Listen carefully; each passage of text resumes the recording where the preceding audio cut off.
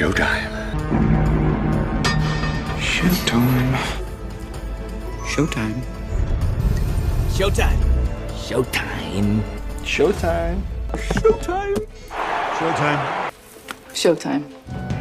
Showtime. Showtime. Showtime. Showtime. Showtime. Showtime. Showtime. Showtime. Showtime. Showtime. Showtime. Showtime! Ed Berliner, the fastest show in sports. Greetings, minions. Welcome into the fastest show in sports. I am your Hawaiian shirt-clad host, Ed Berliner. Next to me is the Hawaiian shirt-clad guest in the middle, Mike Wise, and the gentleman on the far end who still has, and by the way, this, of course, is for those of you watching on the YouTube channel, the gentleman who still has not learned the glory of the Hawaiian shirt, Kevin Winter, who 20 years ago still didn't get it, although I do believe that there was time on Sports Pulse on Comcast in New England. I think you did try to wear a Hawaiian shirt this time. You tried. We tried, and we realized my Hawaiian shirt taste makes Mike's look tame. Well, the difference is, of course, because it was Massachusetts, and Massachusetts does not have a great number of people who will wear Hawaiian shirts. And it's not like if you live in South Florida or if you live in Hawaii or Southern California, you can go down to the beach and you can find one of these stores that has the $9.95 Hawaiian shirts, which are complete 100% animal-made rayon, and they're just awful. I have a closet of those. I should wear one day, but they are really tough on the eyes. They're difficult. That's not what you're wearing now? The $9.95 one? No, dude, this is not. This is for those of you watching on the YouTube channel, and if you're not watching on the YouTube channel, you should go there because that's where we are on the YouTube channel. You can watch the show. This is Tommy Bahama, brother. I don't. I do not screw around. I have a closet. Yeah, that's the real style. I have a closet full of these. I have a number of these shirts. I've stopped collecting them because I have too many. Before we dive into any sports topics, very quickly on the Hawaiian shirt, I get the ESPN back in 2000, Kentucky Derby Day, 2004 was my first shift. A couple of weeks later, you get an email from the executives. Reminder for the summer months, men: no shorts, no Hawaiian shirts. We have a dress code. A week later, there's Berman walking through the halls wearing a Hawaiian shirt. And I went, well, and this is when you realize that there are certain people who are the levels who need to follow the dress code, and there are those who don't. Kevin Winter follows the dress code. Chris Berman does not. That's welcome to the corporate world, my friend. Yeah. Yep, welcome. I'm with you. I'm with you, Leather. Oh, that's an inside joke. That's a real joke. If you explain that, we'll all get arrested. Speaking of getting arrested, Shedeur Sanders cannot get arrested in the first round of the NFL draft. But then again, that's another story altogether we'll get to momentarily because I'm sure Dion is all upset. But thankfully, the NFL draft is over, done, complete. I'll be honest, I did not watch the NFL draft. Not 1 minute of the first round. Did not bother. Why? I can find out everything later. And because there was a hockey game on. So there you go. I had my priorities straight. There was a playoff game on in the Stanley Cup. I had to watch that. But we've all been there. All three of us have been there covering drafts before. And if you're a fan out there in the stand somewhere, wherever it's being held, and you're knocking down 4, 5, 6, 7, 800 cocktails, you're having a great time there. I don't know about you guys, but for me, my experience with the NFL draft was sitting in a small room at Biscayne College in Miami where the Miami Dolphins used to train. It was a room maybe about as big as what is now considered to be an archaic college classroom, and just watching it on TV. Nobody had anything. We had no phones. We had no smartphones. Nobody had anything telling us what was coming up with this. We had to sit there and wait, and then it was waiting for Shula. Don Shula would come out. Here's the pick. Okay, they would announce the pick. We had to wait 5 minutes for Shula to come out. He'd talk about the pick. You'd get the interview, and then you'd walk away and you'd go back over to the buffet, which was over here where all the lockers were. and you just eat for the next 3 hours waiting for another pick. That was the NFL draft. It had no excitement whatsoever. Gillette Stadium, second level press box, sitting there at your seat, waiting for an announcement, watching on TV. But the difference was Belichick wasn't coming out till the round's over, and this was not when we had one round in one night. This is when you had multiple. Sure. Belichick's not coming out because he needs to be by the phone in case they call, because he's the head honcho in charge.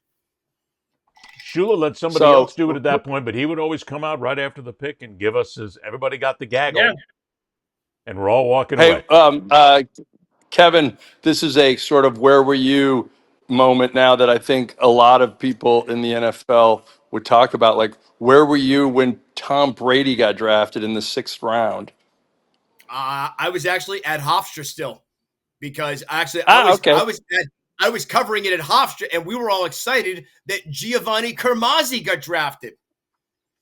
What was he, the maitre d' at the Italian restaurant next door to the Patriot Center? I mean, or a Hofstra? No, we were at the Italian restaurant across the street from the Nassau Coliseum. Borelli's on Long Island. So Giovanni Carmazzi, I believe he played at Jesuit High School in Sacramento. Yeah. And that was my first daily sports writing job, was covering preps in Sacramento. And I think I covered no, I didn't cover his games, but I knew his dad because his dad was the football coach there. And I covered their dad. And, I don't even remember him as a kid. All I remember him was he was on the Brady video later, and he was like raising goats. It was sort of one of those, what happened to the other guys that got drafted before Brady? Yes. And they wouldn't, and I don't think he talked to them, actually. He wouldn't talk to the NFL Network guys because, I don't know, he was either too proud but yeah, so he's a strange bird. I just, at this point, all of the hype leading up to the NFL draft was, of course, the discourse going on with Deion Sanders, Shedeur Sanders, everything that would happen. People need to understand something. If you talk to those in the NFL who know talent, they will tell you this kid was never a number 1 pick. He was never considered by a lot of people to be a top draft choice, certainly not in the first round. And then again, you have the people going back and saying, well, look at the numbers he put up at Colorado. Look at the defenses he put the numbers up against, where in many cases, these are basically glorified high school teams in a lot of ways. He got it, and Deion set him up to get all those stats and all those awards because he wanted him to cash in the NFL. Good for him. He's a father looking after his kid. But this guy was never a number 1 choice. And the fact that he slips out of the first round and everybody's making a big deal about it, it's not news. It's not news to the people in the NFL. It's only news to those people who want more clickbait on the internet. He's not that good. Say it out loud. He's an average quarterback. I don't know if he was that good or not. I didn't watch enough of him. Well, actually, I saw him engineer a couple incredible comebacks, but either way, what's disappointing to me today is, the whole thing is broken down around race in my industry, which is people are saying, he's being villainized, he's being demonized, and I'm sure there's some people out there with more sinister interest in taking him down than should be. But let's just, let's be honest. Like, there's a lot of people pulling for him too. Heather Dinich, who I've known forever, knows college football well, thinks that he should have been drafted earlier. There's a lot of people that should have been drafted earlier. I don't know where the guy should have been drafted. I think that if you're Deion's son, doesn't the criticism beyond the racial issue and the fact that some people are like, nobody wants the mouthy brother. It's like, beyond that easy way out. That's crap. It is the easy way out. That really is a crutch. Yeah, it's a crutch. And I know we're 3 white guys talking about it, and that issue of racism in the media exists. But to say that's the reason is wrong. It's just wrong, because this is a guy who didn't have great poor arm strength that I watched. Doesn't have he took great like footwork. 49. He took tons of sacks. So I mean, I'm not saying I don't know the game as much as Mel Kiper Jr., but I do know that it looks like his head's about to explode if Shedeur doesn't go in about 30 seconds. And it's like, guess what? You're Deion's son. You're Deion's son. Criticism comes with that label, and especially when you're putting yourself out there. And it's sort of like, guess what? Coach Subprime and his son Shedeur S&P 500 Sanders. Okay, you're sliding in the draft. Well, but it Your comes stock with is the going down. territory, Mike, because they went after it. Both Shedeur and Right. Deion went after the criticism. They chased it. They wanted the clicks all year long. He wanted more attention. So because the kid is an arrogant kid is all he is, he's an entitled kid is what he is. His father took the job basically because he wanted to make sure his kid gets a good slot in the NFL and that he then gets a good job in the NFL when he's done at Colorado, which could be any day as soon as somebody gives him a good deal that he can walk away and go to the right team. They catered to this. So stop telling me that people are taking advantage of you or they're hammering away because they can. You asked for it and you got it. Let's also remember this, and it's a great point, Ed. And I remember a week ago when Mike was out with his wife doing the Stations of the Cross on Good Friday. I had said there's a God somewhere right now that is absolutely falling over and fainting. So go right ahead. Or he's laughing. That was good. Hey, I had said if his last name wasn't Sanders, we're looking at a second round quarterback. Yeah. Now, it could be worse, but here's the point as well. You got to look at NFL executives. You're given 7 picks, most likely 1 each round each year, and you can trade and do all this other stuff. Sure. You have 7 picks to better your team, and each time. Now, if Shedeur falls to the 3rd round, you take a flyer. You have no problem with teams taking flyers there. Or maybe the late 2nd round. You want to trade up and go get them, that's fine. In your 1st round, you got to hit on that pick. Yes. Some of these teams are thinking about the Giants. The Giants have Russell Wilson and Jameis Winston. Where's Shedeur playing? Do you think Shedeur would be the kind of kid, and I don't know, and maybe this is projected. Absolutely not. Absolutely not. He couldn't sit, right? He couldn't sit. Shedeur Sanders has the possibility of being nothing more than a festering cancer in the locker room of whatever team picks him because the kid's entitled. Oh, my God. He's arrogant. He spits everything about him. You put the biggest thing now in the NFL is you need talent, but you also need a locker room that has some sort of semblance of, I use your word, camaraderie, whatever you will, but at least everybody gets along. This is the kid that will potentially piss off the old guys. The young guys will look at him and go, he's not much of a leader. And as a quarterback, you got to have that working for you here. But this is a guy who could destroy your locker room. I'd rather take somebody who's a little less talented, who's going to give me a little bit more on the field instead of worrying about putting a necklace on around his neck that has a $sign on it. That's going to worry me more because I need somebody who's going to lead the team. You know that stuff I was saying before about there's sinister racism and people just going after him. That's you, Ed. Thank you, Glenn Beck. Oh my God, that was over the top. I can't believe that. That was like, the guy. I mean, Jesus. If people were this upset about democracy leaving our country, we'd have a good country already. My God, a festering cancer. I don't know what Shedeur is going to do. I don't know. But, I said but the possibility. I said the possibility, Mike. I didn't say that he definitely is. I said he could I know, be. but here's the deal.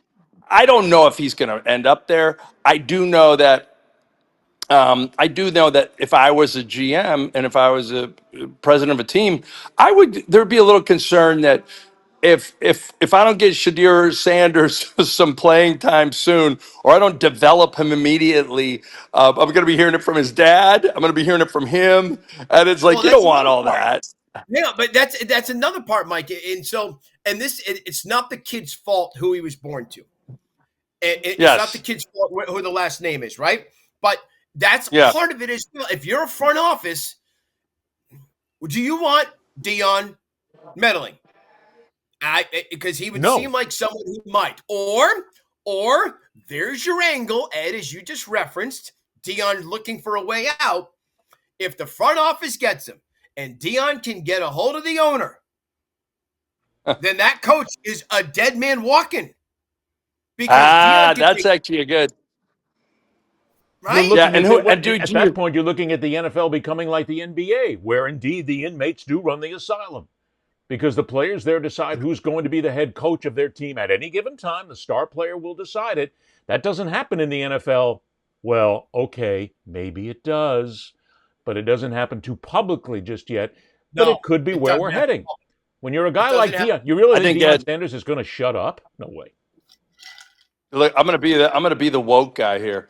Inmates running the asylum is code for black guys incarcerated. Let's be honest, Ed. No, we need to. This is not a show. This is an intervention. Kevin, we love Ed. We need to send him to. We need to send him to racial anger management training. This is he's been in Florida too long. God damn it! No, I'm kidding. But I think, know you're kidding because anybody who knows me knows that that's completely false.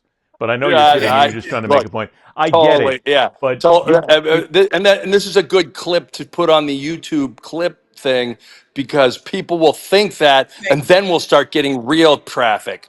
Once they think you're that guy, that'll be great. But no, the last thing I was gonna say on this was, yeah, like, look, I don't know what kind of coach Deion's a great motivator. I'm sure he does some great play calling.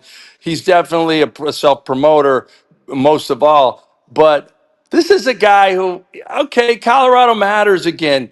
Are they in the bowl? Are they in the bowl championship conversation? No, they're not. They're not in the playoff system conversation. It's Coach Subprime. Okay, Coach Subprime. Just deal with it, Deion. But they're relevant again. And let me jump in real quick because I actually. Well, are we, but it's not a great show. But go ahead. I forget who released this last night, but it was regarding, obviously, your phones pick up everything you're thinking and hearing, and all of a sudden I'm listening to about Shedeur Sanders, and here comes Coach Prime on one of these TikToks or Reels or whatever it is. There was an email came from a professor.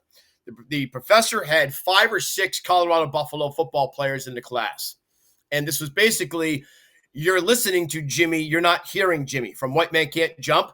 The professor just told Deion and laid into the players, they're there, but they're not attentive in class. They're not paying any attention. They're disruptive.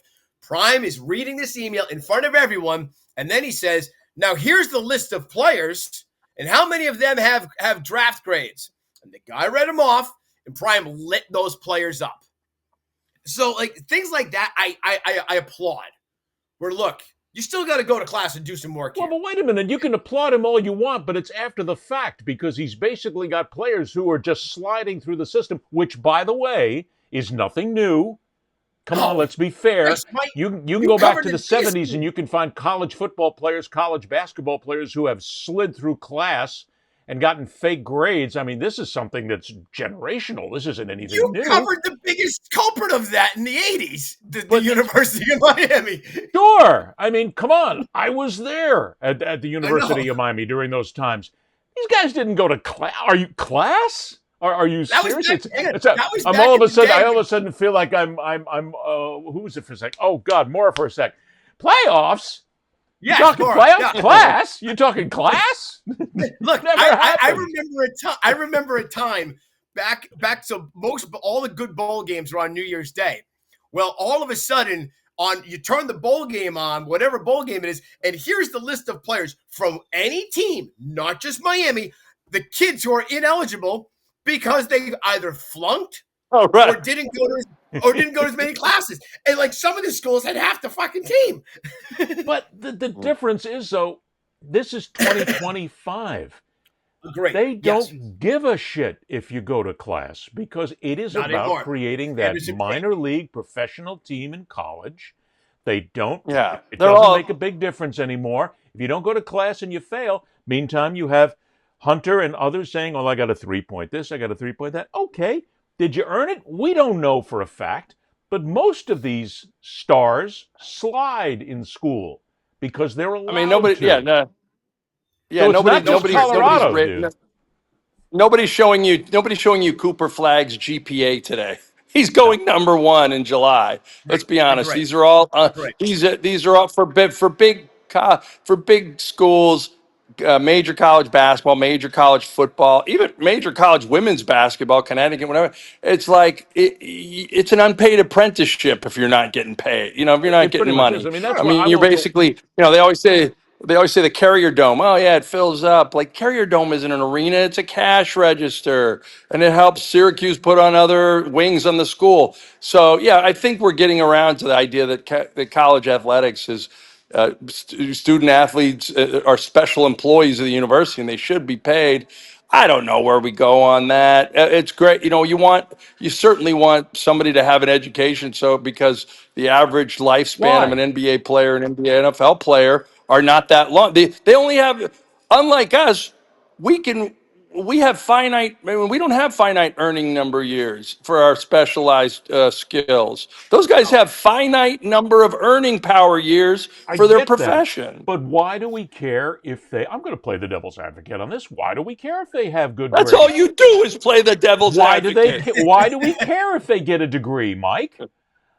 Why do we care? If you want to get a Because degree, you get a because degree. If you want to go because I back to want college, you because can. But if you want to be a football player or a basketball player, be a football player or a basketball player. That's all the schools care about now because it's all directed to revenue. But if you want to think in your whatever your idealistic mindset is about universities and schools, is that you're sitting in that lecture hall, you're getting. I always say this about college. It's not even about the grades. It's sort of like you end up at a kegger with someone you'd never meet at your home in your hometown or your life. You might date someone of another color or ethnicity that you've never met before, Those of and you it listening on the changes your world. podcast right now, you can't see Kevin Winters smiling when the word kegger was mentioned. I just thought I'd bring that up. Yeah, check. And it's sort of like it's sort of like Check. that it's sort of like that thing where it gives you that broader sense of the world, and you hope that some of those kids end up, if they go into education, they become decent teachers for your kids. Or if they go into medicine, like couple NFL guys have, they know how to actually fix a knee instead of just injuring one at some point. And so you hope for those guys to have a career and a life after they play. That's just me. No, it's okay. I don't. Sure, I'd love them to have an education. I'd love them to have something to fall back on because there simply is not a long enough career in the NFL or the NBA or the NHL, Yeah. whatever it is. And not everybody is going to make the fat money. Look, this is an old conversation, really, if you think about it. Not everybody's going to make the big money, have something to fall back on, but most of them don't want something to fall back on. They want to become the big earner in the sport. They believe they will be there. Millionaires. And so if they want to do that, I guess all I'm saying is, okay, then let's get you out of class. You don't care. And neither does a university in many cases, guys. The university doesn't care at this point because if you just go to any of the major schools and let's take Miami, for instance, okay? They want to go out there. They want to contend for a national championship. They want to win a conference title. They want to make more money. They want to increase their revenue earnings. They want to be able to help the basketball team, whatever it is. You want to be able to care for that. If you go to a University of Miami and say, I got 5 great players for you on your football team right now, get them out of class. Let's stop the nonsense. Let's make sure that they are out there winning and making revenue for the university. The university will quietly say, gee, money versus a grade. Yeah, let them make the money for us. We don't care. That's where we're at right now, aren't we? Can I go back to? I understand what you're saying. I want to kind of almost circle back to the draft for a moment because I had it on along with a basketball game and 2 hockey games. Yes, I went to Degenerate Central last night. If it weren't for Shedeur sliding, actually, there's no interest in last night. That was a boring ass draft. And I mean, as soon as Jacksonville, I'm sitting out by a fire having some beverages. I got the TV on. I can hear it out. I can hear it. And as soon as I hear there's been a trade, Jacksonville's on the clock at number 2. And I immediately went, well, there's Travis Hunter because he's going for Trevor Lawrence because they need to give Trevor Lawrence a weapon.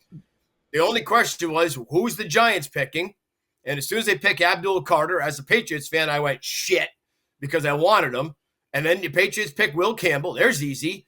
Everything else just fell into place. The only drama for the NFL Network, for ESPN, was the Shedeur slide last night. Other than that, last night was just a boring draft. And I'm not like a draft Nick, so I don't really dive into it. And, this tackle went here and this person went here. You focus on 6 headlines. Last night, if it weren't for Shedeur dropping like Aaron Rodgers did, actually worse, because Aaron at least got drafted in round 1. It was a boring draft. Shedeur dropping. The Jaguars get a franchise player at number 2 that they needed. The New York Giants actually had a very good draft. Yes. And they are actually looking at being able to rebuild that franchise right now. Going back in and getting Jackson Dart at 25. Outside of that, the few things there's not even 6 great headlines from the draft. You're right. It fell into place. But Shedeur Sanders was the candy for the night, is exactly what he was. And while this show will be out and they will already have had the 2nd and 3rd rounds and by the time you watch this, from this point on, the rest of it is, how far is he going to drop? What's Dion going to do? How upset is he going to be? Well, I can guarantee you this. He's not going to drop as far as Shannon Sharp did today. Jesus. I don't even know. The whole Shannon Sharp thing is just. But when that came out, you knew right away that Shannon was going to have to get off the air. ESPN wasn't going to want him there as this whole legal drama plays out. But to me, I didn't think about that. All I thought was, wait a minute, this is a chance for Jimmy Pitaro, the head of ESPN, to strike a deal with OnlyFans. And I mean, they've done it with DraftKings, they've done it with all the other vices. So why don't we strike a deal with OnlyFans if you're ESPN and make OnlyFans part of the Disney experience? Ed? See, look at it, Wise. Here you go. That? Now I'm really pissed. I didn't get my contract renewed. You start the crap earlier about me spreading all these kind of rumors that you're just going to go ahead and drive up clickbait. Now you're the guy sitting there, let's bring a little prostitution into this. Why not? What the hell? Wink, wink, nudge, nudge, say no more. Well, OnlyFans isn't prostitution. OnlyFans isn't prostitution. Come on. And by the way, I'm looking. Cleveland picks first. Texans, Titans, Browns. So Cleveland's got 2 picks in the top 4 tonight. Raiders, Patriots, Bears, Saints at 8. Saints at pick 40. So if Cleveland doesn't take a shot with one of their 2 in the first 4 tonight, I'm not sure he gets past New Orleans unless someone trades up. I'm talking Shedeur, by the way. Cleveland will not take Shedeur Sanders because they're still coming off the absolute disaster of Deshaun Watson. So that's a big, hang on, that's a good question, Ed. They screwed up royally once, and I mean, they bleeped the system to the point where every owner just kind of looked and went, what the are you doing? Yep. With that kind of guaranteed money. I wonder, does Cleveland jump back into the fire wearing gasoline again? It just comes down to what I said earlier. Are they that desperate? I don't want him on my team. I don't want that kind of problem that I'm going to have. Because you know what, Ed? You only have so many chances. People said that about Lonzo. People said that about Lonzo Ball and LaMelo Ball, and that's worked out pretty good for the teams that got him. And the dad hasn't. He said things, but he's sort of like the old faithful. He's gonna pout up every time, and he doesn't influence the organizations and what they feel about. And those players have both developed into decent players. So I'm not saying that's Shedeur's track, but at some point you break away from your dad. I still remember like Shaquille O'Neal, who I'll drop the name because I wrote his autobiography about 20 years ago. Is only, by the way, he's done 3. God bless Jackie McMullen and my friend Jack. Who covered the NBA for Sports Illustrated for years? Jack McCallum, my friend Jack. I'm the only one who had the best-selling autobiography. But either way, at some point you stop covering these guys and you get a little too close to them. Like he calls me up one day and does a Zoom with me, and he's like, yo, Mike, They didn't put Sharif on the McDonald's All-American team. They put Manute Bol's son on the, but my son did not. Do I need to raise? And I'm like, Shaquille, at some point, you can't fight your kids' battles. You just There you got to let go. it, like, and who cares? And I go, the McDonald's All-American game isn't what it once was. Before that No. was like a big deal. Hey, My whole thing was let it go. Let him fight his own battles. And I you think brought up that's a what great that at point. some point Shedeur Sanders will be the same way. Like I don't need my dad Okay. to fight my battles for me. I applaud him if Mike, that's what he does and he gets out from underneath his father's shadow. Good for him. I mean, look, he's not talentless. The kid's obviously got some talent. I mean, you look at his numbers, He's you going to be look at what he's drafted by an accomplished. NFL team today. Sure, he's going to get to He's play got in the NFL somewhere. Walk but away from Mike, your you brought up father a for great crying point. out loud and stop being an arrogant little shit. You brought up a great point compare it with the Lonzo Ball and LaMelo Ball, and I think that's fascinating, and I like to think I'm pretty good here to talk about this because during that time I'm doing Sports Center updates during the week, and because NBA's done or the NBA playoffs, and so even if we're doing NBA playoff games, LeVar Ball was such a hot button that the moment you played a soundbite from him, or the moment someone found it, either your podcast number spiked, your streams spiked. It was one of those you've got to get LeVar onto the broadcast somehow, some way, and it drove me up a fucking wall because he offered nothing. Seriously, and from the news comment standpoint, he offered nothing. He was just yapping. But your point is exceptional that both I would hold it personally against LaMelo or Lonzo. I hated them.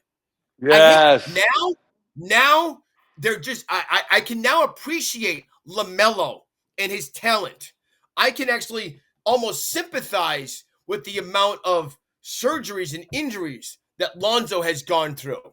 And the good news is we don't hear about the third one. And part of it is they broke away from dad, or they told dad to shut up, or dad actually just said, I got what I needed, which is a security blanket for our future.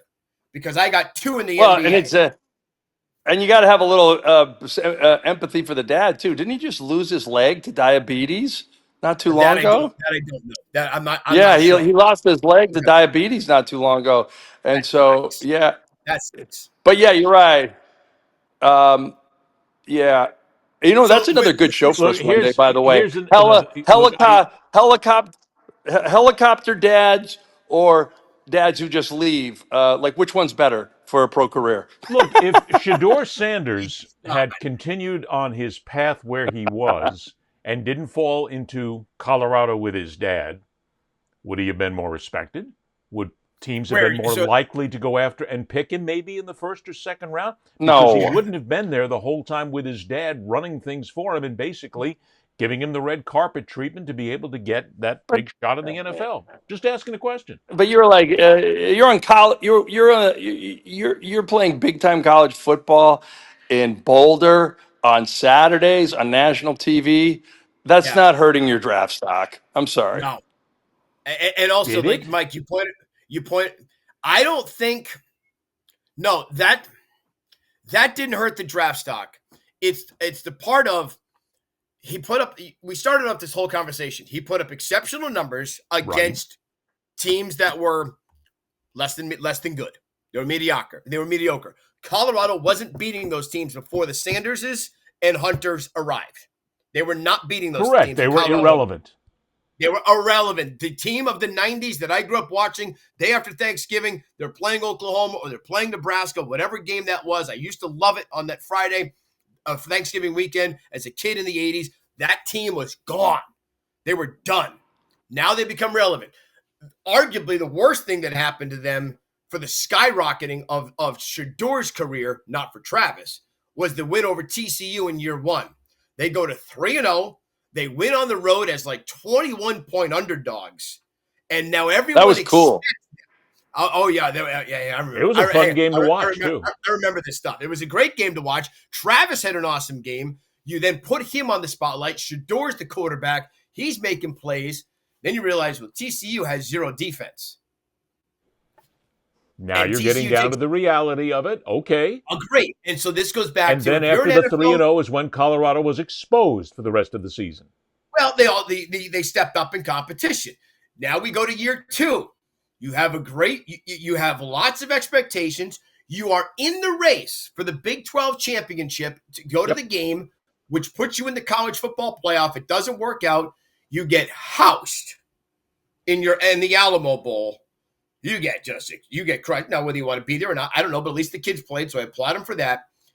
It's a matter of what kind of quarterback do you want? And again, if you're an NFL team or an NFL executive, you get one pick. That's my point. You've got to. I tell you understand. Go ahead.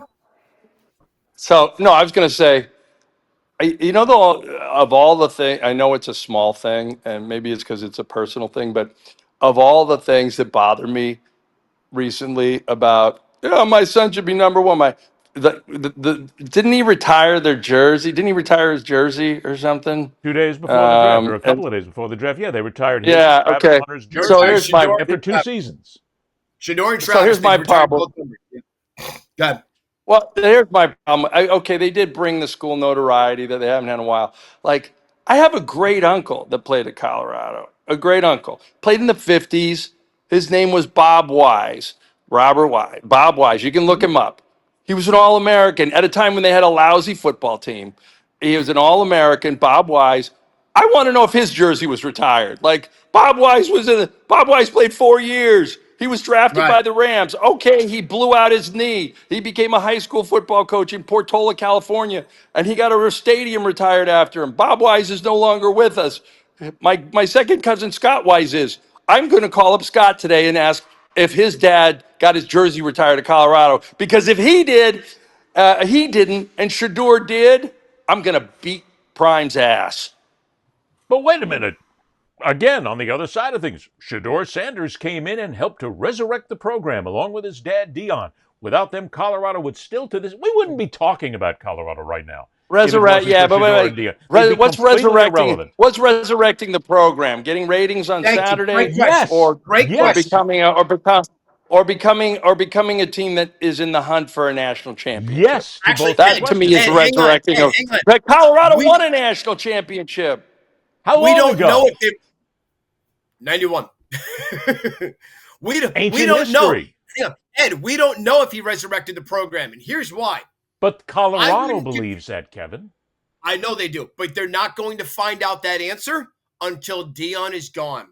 Resurrecting a program is Howard Schnellenberger, because when Howard left, the program still continued. If a coach leaves and the program then goes back down to what it was, you didn't resurrect the program. They just got the hot guy. You didn't resurrect the program. That's my whole point. We talked about that before. I know. I don't think I had put 2 and 2 together in realizing how far down the line you actually have to carry this for the actual resurrection of the program. But Colorado will answer you back, and so will some of the other critics and lovers of the program, whatever it is, and however you want to talk about it. They'll say, wait a minute, hang on. Colorado got what they wanted. They got money being spent. They got tickets being bought. They have new changes being made at Folsom Field. You have people again are talking about them. You're talking about them, Ed. So what's so wrong about it? And if it lasts a couple of years, okay, maybe they'll come back and do it again. You have to understand that Colorado probably looks at this and says, if Dion gives us a short pop, it's worth it, instead of just being a flat, nobody's going to talk about us for a while. That's what they wanted to do. And they got it. Now, and you're right, we've talked about this as well. When Dion leaves the program, and he will, first time that a job comes up that he wants in the NFL, he's gone. And now that Shedeur is gone, he's going to look for a way out as quick as he can. When he's gone, who comes in and takes the reins? And does that then continue? I'll use your example of the University of Miami, that great run they had. My goodness. I mean, that Howard made them something. Is Colorado still going to be in the national championship discussion 5 years after Dion leaves? I don't think so. Colorado is not Miami. Hey, you asked a great question on our email, and I'm going to bring it up. I'm going to steal your job as circus leader. Three teams no one wants to go to in the NFL draft. I love that question.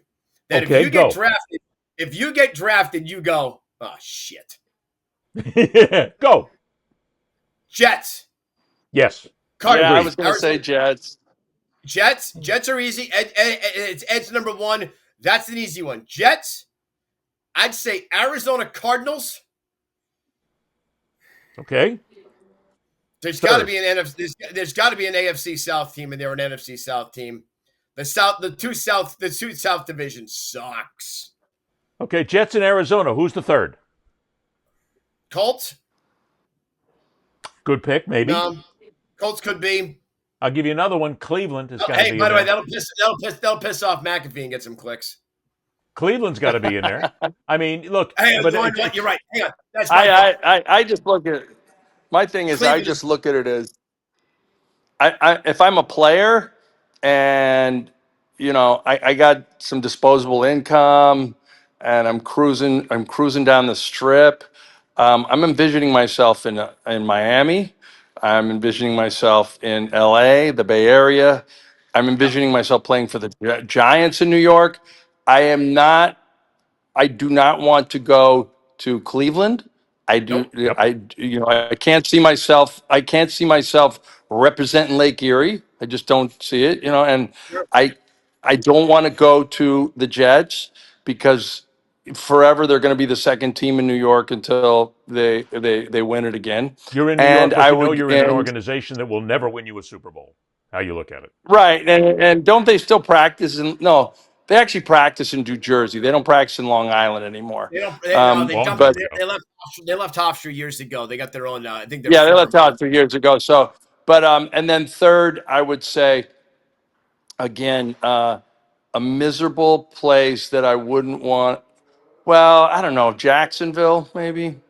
Well, Jacksonville though has got an owner with some money, and they may wind up making the right moves, and they have a new GM, so now they're actually back on track. You may think about that. So I'll say Indy, Cleveland, and New York, just because they're not happening towns. And if you're a young player, you want to be in a happening town. Well, that's just it. And the whole question that I posed was, it's not necessarily based on the fact that it's a great city or whatever, but if you're a savvy player right now in college, you want to go to an organization that's got its shit together, that actually may have a chance at winning a Super Bowl, and where you understand that it will be a place where you can be someone who reaches your potential as an NFL player.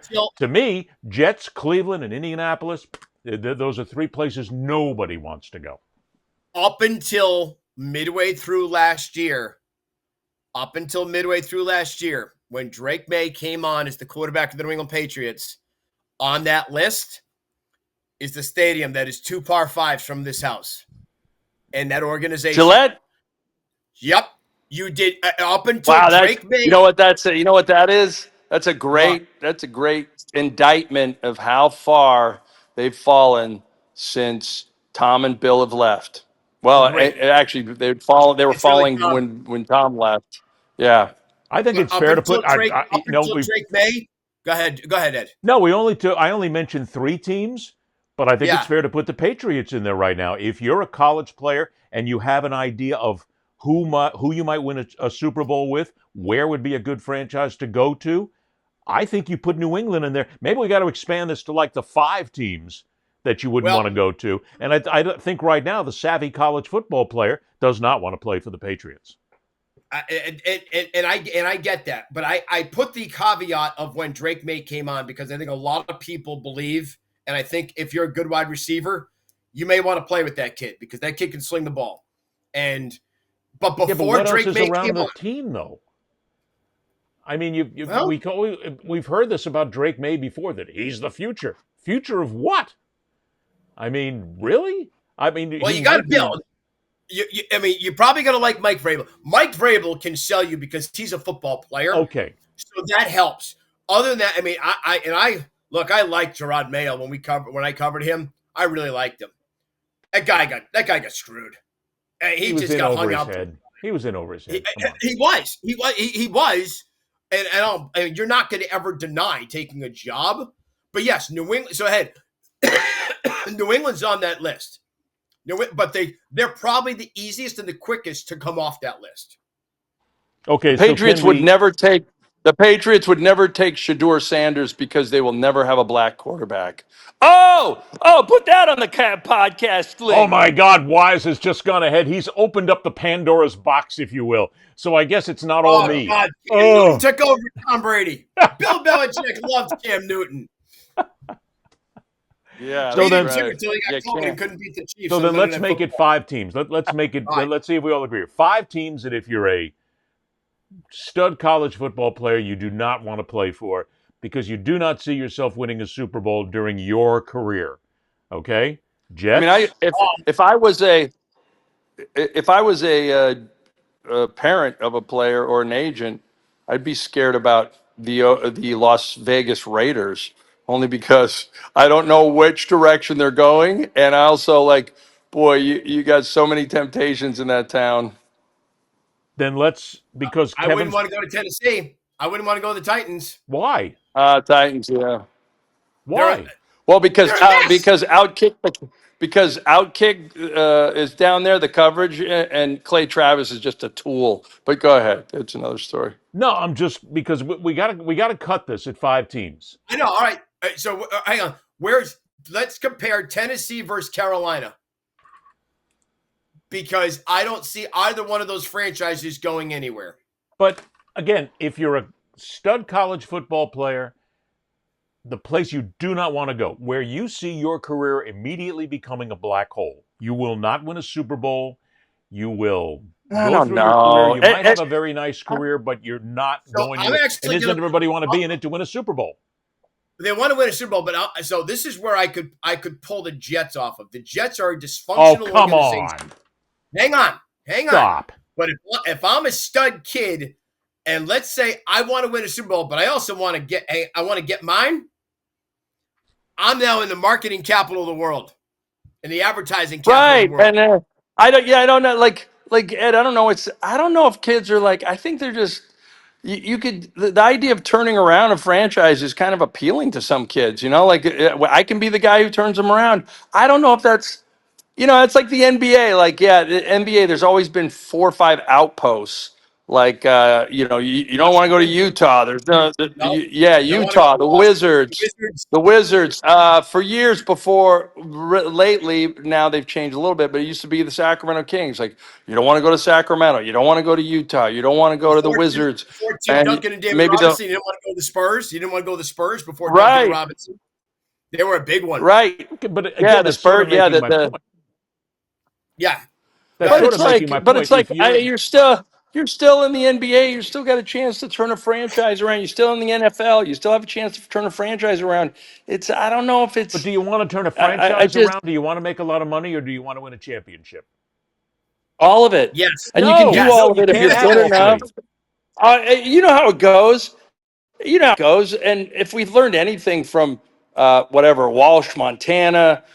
Brady, Belichick, all these schools, if you get the coach and the quarterback right, things are going to change. They just do. Right. I mean, it's like the trifecta: owner, coach, quarterback. That trifecta will put you in the Super Bowl hunt within 3 years. Is Dallas on that list then?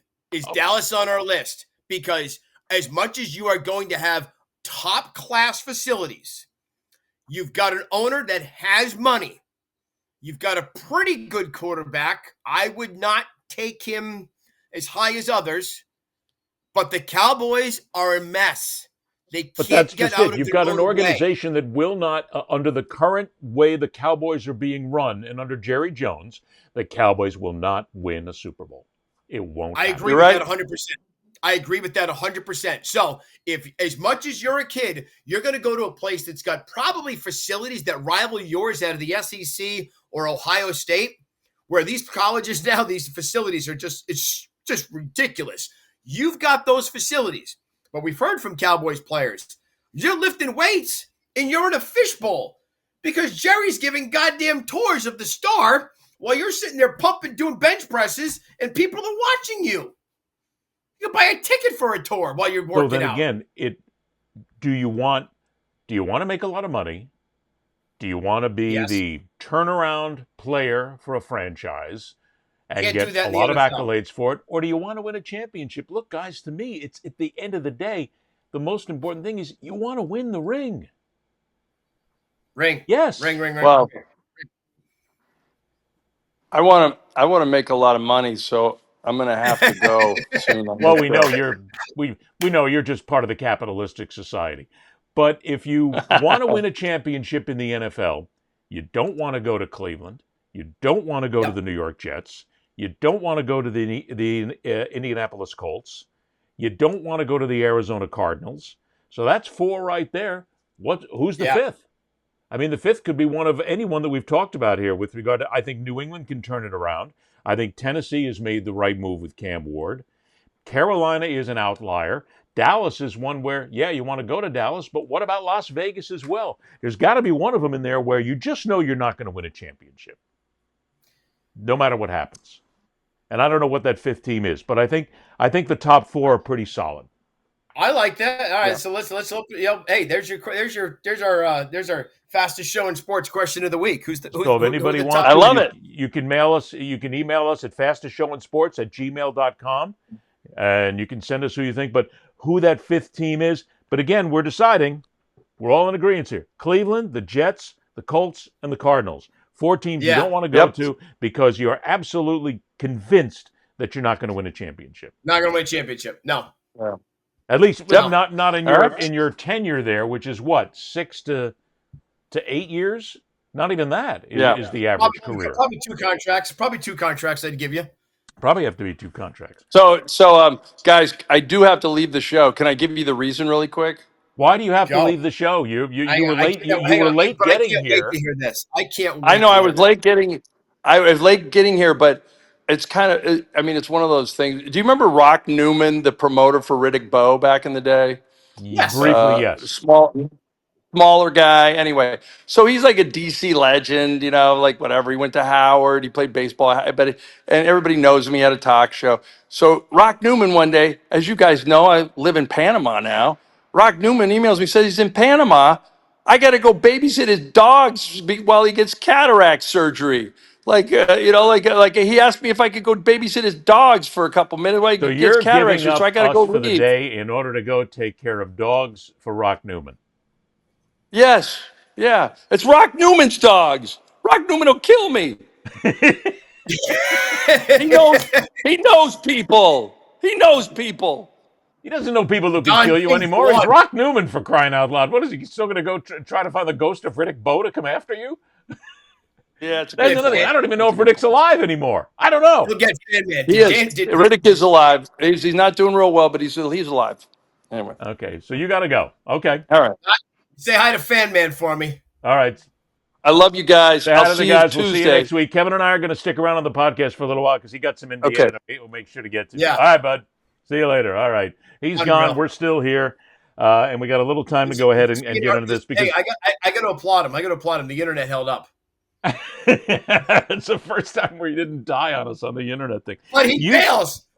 You wanted to make, let's get a couple of quick things in here before we got to get out of here. But you wanted to make something about the NBA. We had talked about this before the show, and you were talking about the toughness of the NBA player. Go. So the NBA right now, in round 1, as deep as we are, we're posting this on Friday of round 1. So we're either playing game 3s or some game 3s were played last night on Thursday. We've already seen so far Jason Tatum go down and miss a game. Ja Morant got hurt in game 3 last night. He got clipped hard. Tatum got hit hard. I understand hard fouls. Jimmy Butler got undercut and he landed on his tailbone. And he smashed the shit out of his tailbone. And his status for Saturday's game 3 is up in the air. My point being, I think we've got a lot of NBA players. I think the league is reckless. And these are reckless injuries that can be avoided. And the point being, you're never going to find people who beat the crap out of each other more, Ed, than in the 90s. But I never saw guys leaving with injuries. Now, they might have, and they just sucked it up.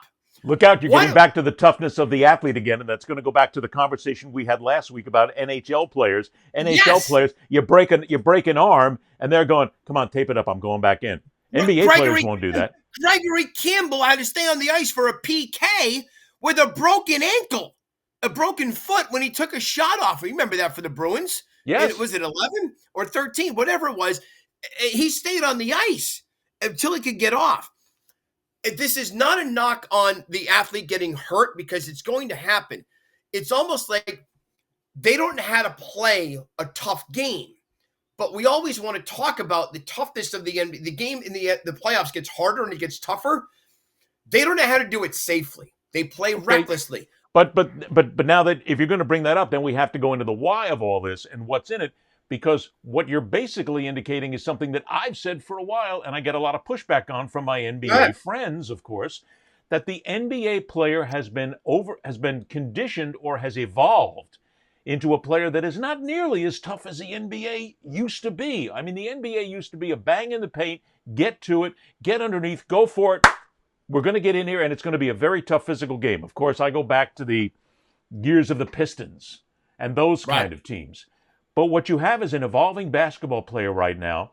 Most shots in college are taken from way outside. They're taken outside the three-point arc.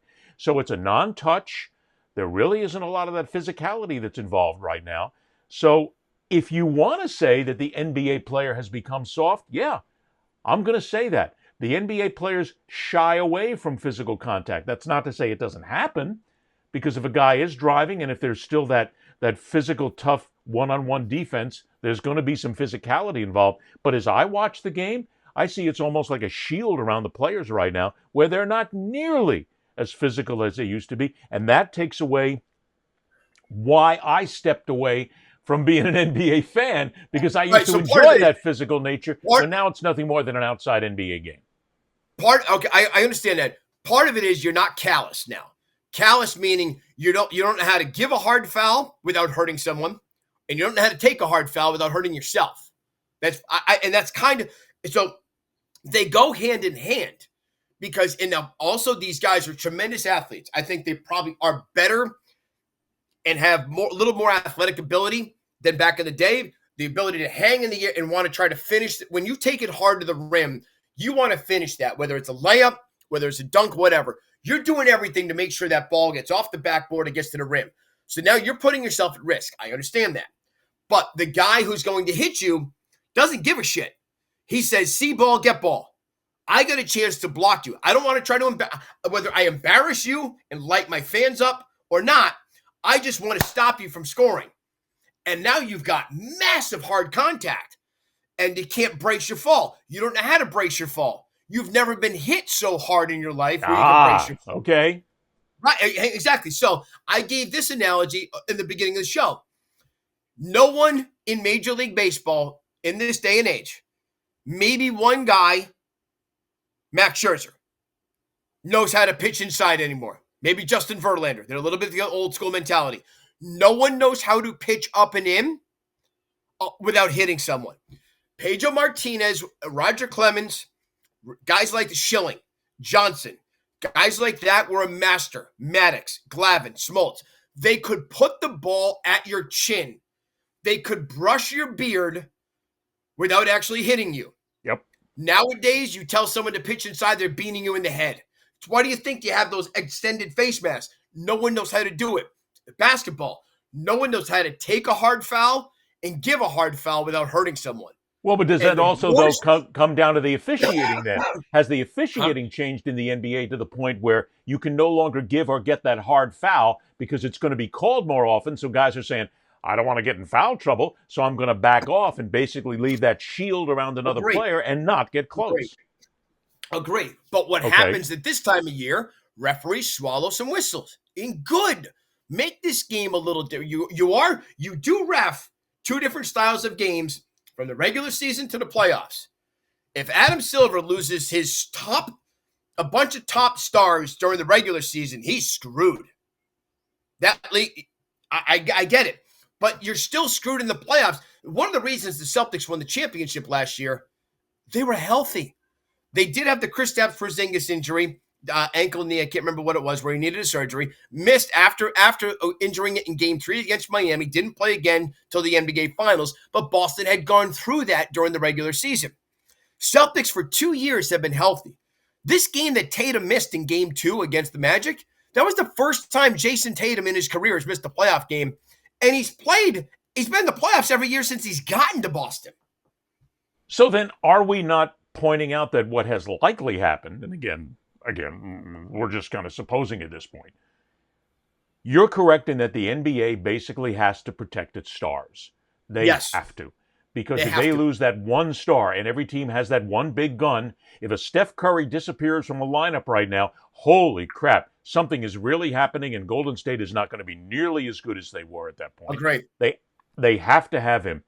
So you got to protect him, which means then you don't want them getting a hard foul, and you don't want them basically giving a hard foul, because the possibility exists that they're going to be out. That hurts the team, that hurts the game, that hurts the ratings, and that hurts the money that it makes. Yep. So are we looking at basically a plan, if you will?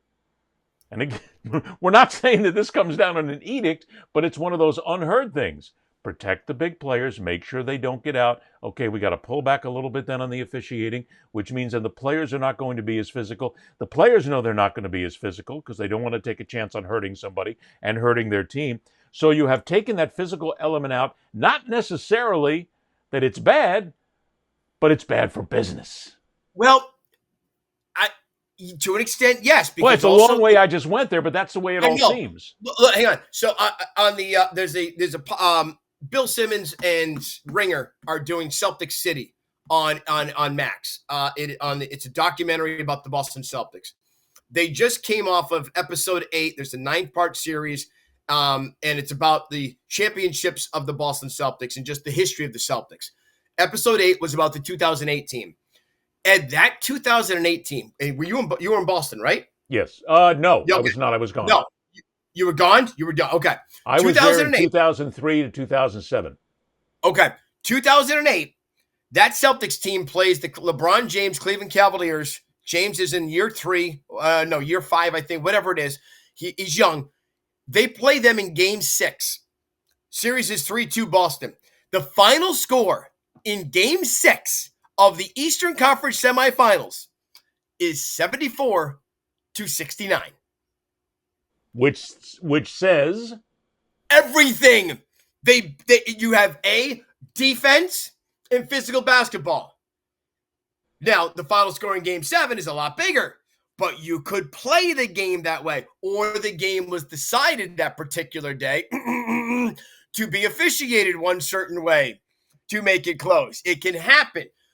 Part of this is also, I applaud players if they don't want to get hurt in the regular season, or if they're going to say, "Look, I'm gonna make this an easy layup for me," or if I'm not going to take it to the basket, I may take a fall away shot. I get it, but I applaud them in the postseason where Tatum drove to the hoop. He went up strong, but they took him down. They hit him hard, and he fell hard. That to me is, especially the Jimmy Butler injury. The dude fell forward. I can't remember who it was. I want to say Amir Thompson. He fell forward and undercut Jimmy when Jimmy's in the air. Part of it is a little bit of Amir's his momentum's going forward, but you can almost bail yourself out. You don't need to keep accentuating that. That's where the recklessness comes in, and that's the point I'm getting at. I'm going to make that comparison again between the two sports that play at the same time, the NBA and the NHL. What you just said is fair. The NBA player and the NBA itself wants to make sure that the star players don't get injured during the regular season because they still need that payoff that comes in the postseason. In the National Hockey League, you can say that there is still an opportunity to protect the players. They protected Gretzky every single game of his life. Of course they did. By the way, there's still people now that say, well, there are people now who will say that they'll even try to protect Ovechkin because they need him at this point. But I don't see the protection level of the officiating going to that point in the NHL because the guys are still balls to the wall, and I'm going to go ahead and make sure that I'm as tough and as physical as the game demands. The NBA doesn't demand a tough physical game anymore at a certain point. It demands scoring a lot of points, getting those three-pointers, which is conditioned into the player from college. Because in college, there's not as much physical play as there used to be. It is still, if you go to a college game, you're still looking at guys who are going to, and gals, who will pop it from that three-point arc because they don't need to get down in the paint. Maybe that makes for a better game. Hey, Kev, we could be sitting here, guys on the lawn at this point.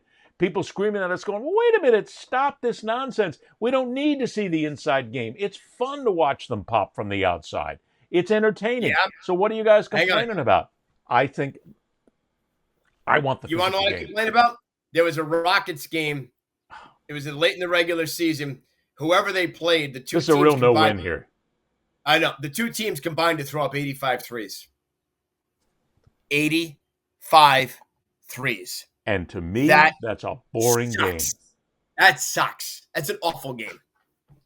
I never walk into watching an NHL game believing I'm going to be watching a boring game. Ever. Agreed. Ever. I turn on an NBA game and I think to myself, a three, another three. WNBA is even worse. A three. I'm bored. I'm gone. I know. You haven't done anything to entertain me at the game because I'm not seeing the complete game. Maybe that's it. I got you. But there are people who will say that we're just... It's the same argument that's going to come up with Colorado and Shedeur Sanders. Hey, wait a minute. Shedeur Dion made Colorado relevant. What you're talking about is an NBA that has great players who are popping threes. It keeps the score running. It keeps the offense moving back and forth. That makes the game relevant. What are you complaining about? Look what the NFL did. The NFL took defense away from wide receivers. Why? Scoring was too low. Because you want to know why? Who runs this stuff now? People who play fantasy sports. Gamblers. Gamblers. But hey, it's actually harder on gamblers. But fantasy sports, more people will play fantasy sports because you're not going to lose potentially your house or your car or do something stupid or your wife. I don't know. There's a few people out there, I'll bet you, have got their mortgages gone after playing fantasy I'm sure. sports. But playing fantasy sports, you're looking for points. You don't get points when the final score is 17-3. You get points in a game when the final score, what was that Monday night game? The year the Rams went to the Super Bowl against New England, 56, 54 or whatever the hell it was between the Rams and the Chiefs. It was something stupid. That wasn't football. It was friggin' Arena League. But hang on. Everyone, all of my company, my former company, they were fucking loving it. And it sucked. Look, last night, and I'll make this the final point of this. This is a long conversation. We should have this a little bit more because this is actually part and parcel about what the games are becoming. The Florida Panthers and the Tampa Bay Lightning got into a playoff game last night where for the longest time until it was an empty net at the end, it was a 1-0 game. Yes. The gamblers are some are spitting themselves at that point. Some are going, hey, this is exactly what I wanted because I gave a couple of points on this. And then the game changes due to the last-minute open net 2-0. A 2-0 game in the Stanley Cup playoffs is boring. But it goes to show you how one team clamping down on defense took control. The Panthers were magnificent last night.